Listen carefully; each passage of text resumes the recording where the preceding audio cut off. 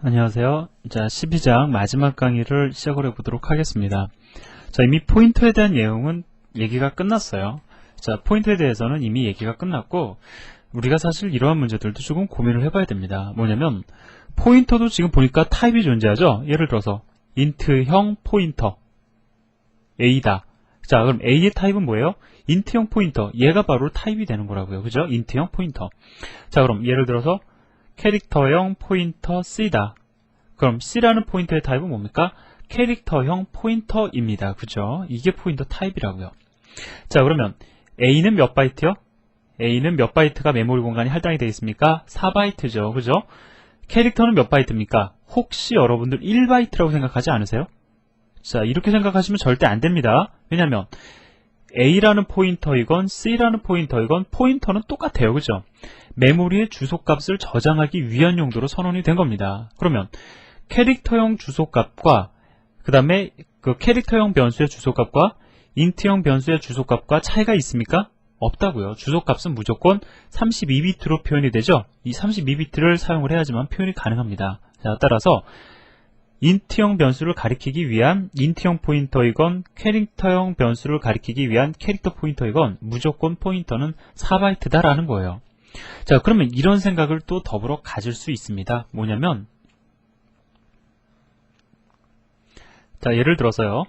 n이라는 변수 3.14가 저장이 되어 있는 n이라는 변수가 있다고 가정을 해보자고요. 자, 그 다음에 이걸 n1이라고 하고요. 그 다음에 n2라는 변수. 자, 얘는 7이라는 정수를 저장하고 있는 자, 이러한 n2라는 변수가 있습니다. 자, 그러면 얘네들을 각각 가리킬 수 있는 포인터, 예를 들어서 pn1이라는 포인터가 얘를 가리킨다고 가정해 보자고요. 그러면 pn1의 포인터 타입은 어떻게 되겠습니까? 이 값이 3.14 더블형이죠. 자, 따라서 더블의 포인터형이 바로 pn1이 될 거라고요. 그죠? 그 다음에 하나 더. 예를 들어서 pn2라는 포인터가 n2를 가리킵니다. 자, 그럼 얘 포인터 타입은 어떻게 됩니까? int의 포인터형이 될 거라고요. 그죠? 얘가 int형 데이터니까. 자, 그런데 한번 여러분들 생각해 보세요. pn1이나 pn2나 메모리의 주소값을 가리키는 건 똑같습니다. 그럼 우리가 그렇게 생각해 볼 수가 있을 거라고요. 굳이 포인터에다가 포인터형을 두는 이유가 뭐냐? 어차피 메모리 번지수만 가리키는데. 자, 그래서 이거 더블형 포인터, 인트형 포인터 이런 거 나누지 말자라는 거죠. 그냥 단순히 하나의 포인터, 그냥 포인터라는 거 하나만 두고 자, 포인터 하나만 두고 얘를 가리키고 싶으면 얘를 가리키고 얘를 가리키고 싶으면 얘를 가리키게끔 해주면 되지 않느냐. 굳이 왜 포인터에다가 타입이라는 걸 두느냐라고 우리가 한번 생각해 볼 수가 있습니다. 제가 드리는 어떤 그 문제 제기가 이해가 되세요? 예, 이해가 되실 거라고 생각을 합니다. 쉽게 생각해 보시면 그렇죠. 자, 그래서 N2나 N1이나 다 가리킬 수 있다고요.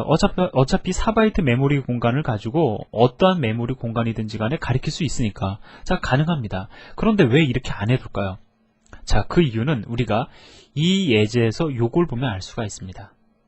자, 요 부분을 갖다가 보면 알 수가 있는데, 자, 제가 조금 약간 두서없이 여러분들에게 설명을 드렸죠. 이걸 갖다가 지우고요. 다시 이 그림을 그리면서 과연 왜 포인터에 타입이 존재해야만 하는가? 자, 그것을 설명을 하도록 하겠습니다. 사실 이거 참 중요한 내용이거든요. 자, 화면을 지우고요. 자, 여기 보면은 A라는 변수를 선언해주고 있죠. 자, 이제는 조금 우리 그럴듯하게 그려보겠습니다. 4바이트 메모리 공간 할당되고요. 얘는 값이 얼마가 되냐면 10으로 초기화가 될 거라고요. 그 다음에 PA라는 이름의 인트형 포인터를 선언하고 PA에다가 A의 주소값을 저장해 줬으니까 PA는 A를 가리키게 됩니다. 그죠? 자, 그 다음에 2라는 변수를 선언을 했는데 얘는 얼마로 초기화가 되냐면 자, 더블형, 즉 8바이트죠? 3.14로 초기화가 되고요. 그 다음에 P2라는 포인터, 더블형 포인터로 얘를 가리키게 되지요. 자, 여기까지는 여러분들 그림 그리실 줄 아셔야 됩니다. 그죠? 자, 그러면 한번 생각을 해보자고요. 실제로 PA나 PE가 가리키는 주소값은 어디입니까? A의 시작 번지, 이게 사실 4바이트잖아요. 그죠? 각각의 바이트는 다 번지수가 있다고요. 그 중에서 시작 번지를 가리키는 겁니다. 그죠?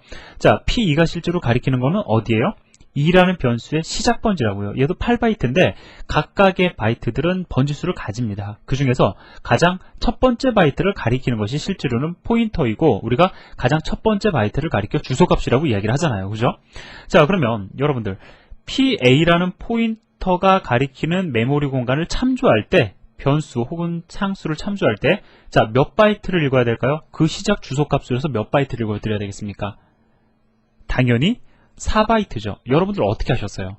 4바이트라고 알 수 있는 가장 큰 이유는 PA가 무슨 포인터? 인트형 포인터이기 때문에 그렇다라는 겁니다. 그죠? 인트형 포인터이기 때문에 실제로 얘가 가리키는 것은 인트형 데이터일 것이다. 따라서 4바이트만 읽어드려야지 라고 알 수 있다라는 거죠. 자, 반면에 자, 이 P2라는 이름을 가지고 이 포인터를 가지고 참조를 할 때 몇 바이트 읽어드려야 될까요? 이 경우에는 8바이트죠. 왜? P2라는 포인터는 더블형 포인터, 즉 더블형 데이터를 가리키고 있을 테니까 8바이트를 갖다가 시작 번지 주소값으로부터 8바이트를 읽어드려야지만이 완벽히 읽어드려지는 거다라고 알 수 있을 거다라는 겁니다. 그죠? 그것이 바로 포인터의 타입이 존재해야 되는 이유예요. 자, 포인터의 타입에 따라서 참조하는 방법이 틀립니다. 몇 바이트를 읽어드리느냐? 자, 이것이 확연히 차이가 난다고요. 자, 따라서 만약에 우리가 이러한 어떤 타입 정보를 두지 않는다라고 하면 그 포인터를 통해서 메모리 번지수를 가리킬 수 있을 겁니다. 메모리 값을 갖다가 가지고는 있을 수는 있을 거예요. 메모리 주소 값을. 하지만 참조는 불가능해집니다. 그래서 그 포인터를 이용한 참조를 가능케 하기 위해서 다양한 종류의 타입을 제공하고 있는 거예요. 자, 그래서 요거는 여러분들 조금 더 생각을 해보시기를 바라고요.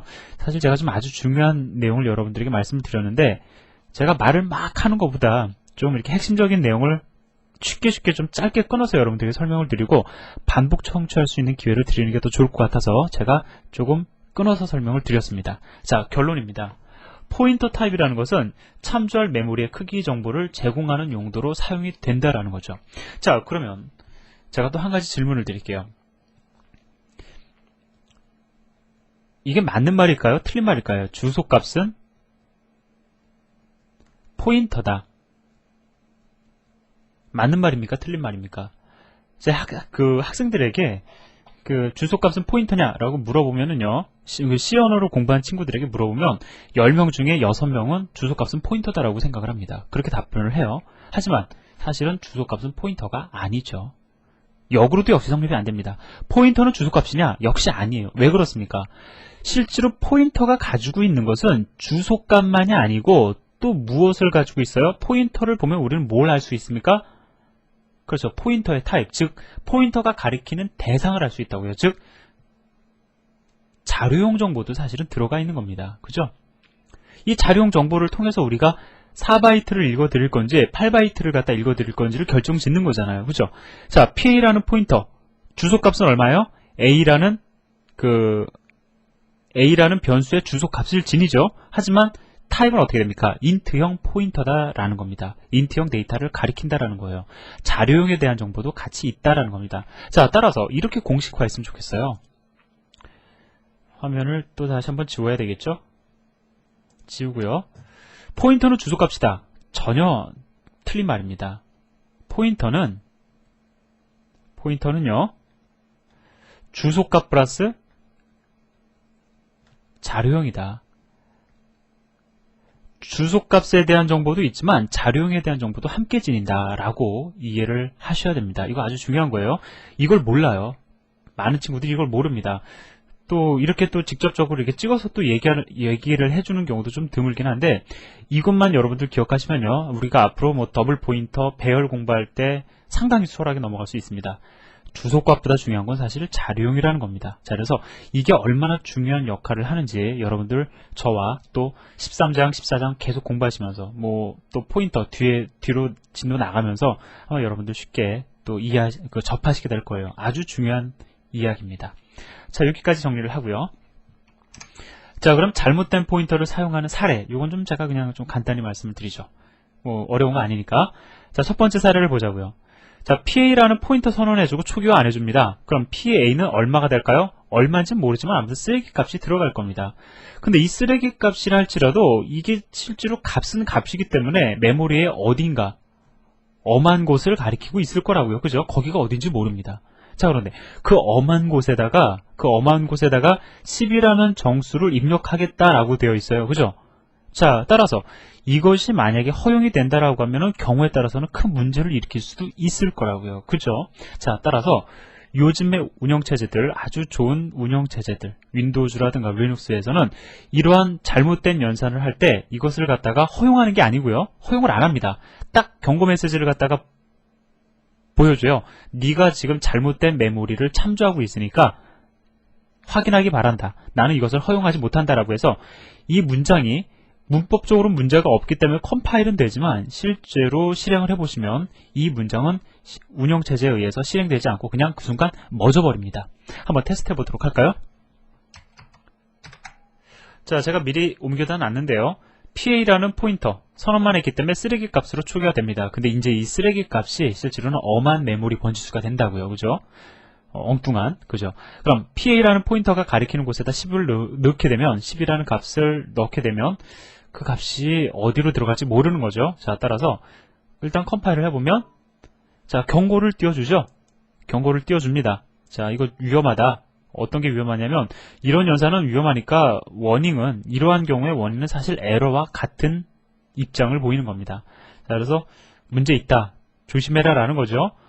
자, 하지만 뭐 컴파일은 일단 됐습니다. 에러는 안 떴어요. 자, 실행을 해보면 자, 뭐 여기 보니까 이런 메시지가 뜨죠. 뭐 잘못된 OX 뭐 어쩌고저쩌고 하는 메모리를 참조했다. 이것은 잘못된 거다라고 지금 얘기를 해주고 있죠. 자, 그래서 이게 지금 뭐냐면 이게 여러분들이 만약에 XP를 사용하실 경우에는 좀 요 그림이 조금 더 이쁩니다.